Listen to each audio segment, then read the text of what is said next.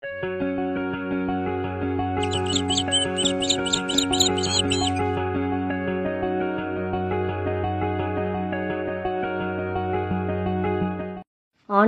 இனிய நாமத்தில் உங்களை சந்திப்பதில் மிக்க மகிழ்ச்சி அடைகின்றேன். நாம் இன்று தியானிக்க எடுத்திருக்கும் தலைப்பு, இறைவன் உங்களை மேன்மைப்படுத்துவார். தியான வசனம் யோசுவா அதிகாரம் 3 வசனம் 7. ஆண்டவர் யோசுவாவிடம், இன்று இஸ்ரவேலர் அனைவரின் பார்வையில் உன்னை உயர்த்தத் தொடங்குகின்றேன். அதனால் நான் மோசேயுடன் இருந்தது போல் உன்னோடும் இருப்பேன் என்று அவர்கள் அறிந்து கொள்வார்கள். இந்த வசனத்தின் மூலமாக கடவுள் நமக்கு உணர்த்துவதை சிந்திப்போமா?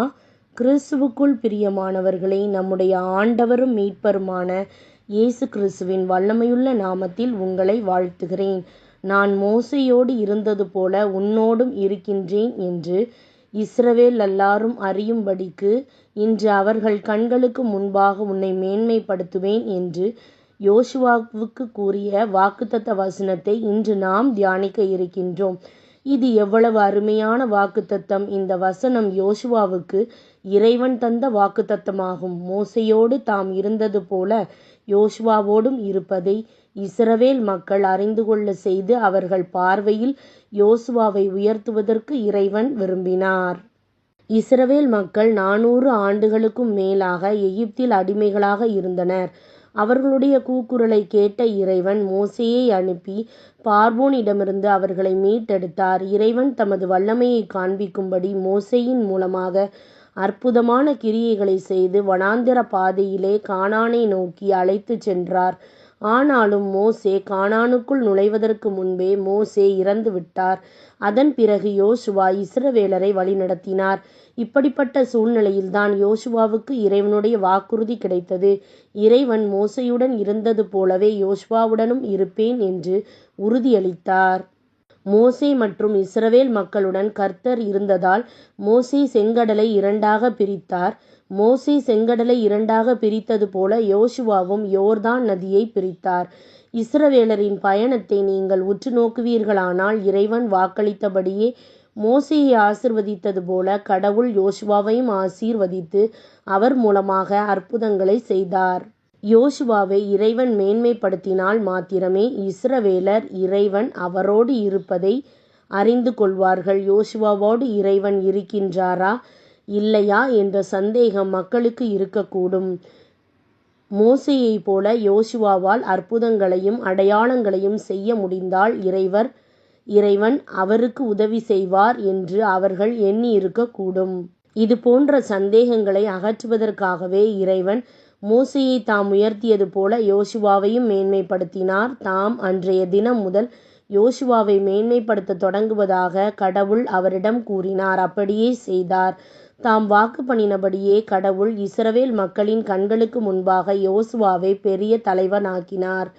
இஸ்ரவேலர் மோசேக்கு பயந்தது போலவே யோசுவாவுக்கும் பயந்தார்கள். அன்றைய தினம் கடவுள் ஒரு அதிசயத்தையும் அடையாளத்தையும் செய்தார். முன்னர் செங்கடலை பிளந்ததைப் போல அவர் யோர்தானின் தண்ணீரை பிளந்தார். பிரியமானவர்களே, இன்றைக்கு நீங்கள் ஒரு அற்புதத்தை காண்பீர்கள். யோசுவாவைப் போல நீங்களும் கடவுளை கனப்படுத்தி அவரது வசனத்தை விசுவசிப்பீர்கள் என்றால் அவர் உங்களையும் உயர்த்துவார். என்னை கனம் பண்ணுகின்றவர்களை நான் கனம் பண்ணுவேன் என்று விவிலியம் கூறுகின்றது. நாம் இறைவனை கனம் பண்ணினால் அவர் பதிலுக்கு நம்மை கனம் பண்ணுவார். இறைவனுடைய வசனத்தின் மேல் யோசுவா அசையாத விசுவாசம் கொண்டிருந்தபடியினால் மோசேயைப் போல அவரும் கர்த்தரால் மேன்மைப்படுத்தப்பட்டார். மக்கள் யோசுவாவை நம்பினார்கள். தங்களை வழிநடத்துவதற்கு இறைவன் அவரை பயன்படுத்துகின்றார் என்பதை அறிந்து கொண்டார்கள்.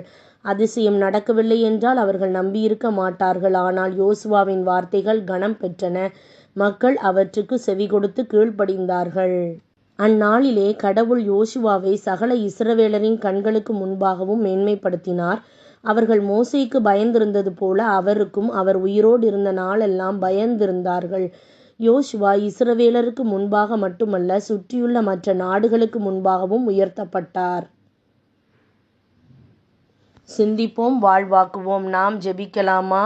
அன்பின் ஆண்டவரே, தாழ்மையுள்ள இருதயத்தோடு உம்மண்டை வருகின்றேன். என் வாழ்க்கையை உன் அன்பு கரங்களில் ஒப்படைக்கின்றேன். ஆண்டவரே, நான் உம்மை முற்றிலுமாய் நம்புகின்றேன். உம்முடைய சமூகத்தை விட்டு என்னை விலகச் செய்யும்.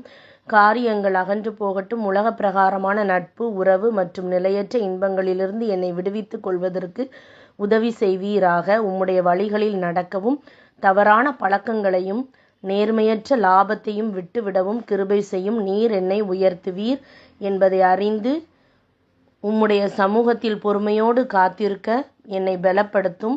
இயேசுவின் வல்லமையுள்ள நாமத்தில் ஜெபிக்கின்றேன் எங்கள் ஜீவனுள்ள நல்ல பிதாவே, ஆமேன். இந்த நாள் மேன்மையின் நாளாக அமைவதாக. Praise the Lord.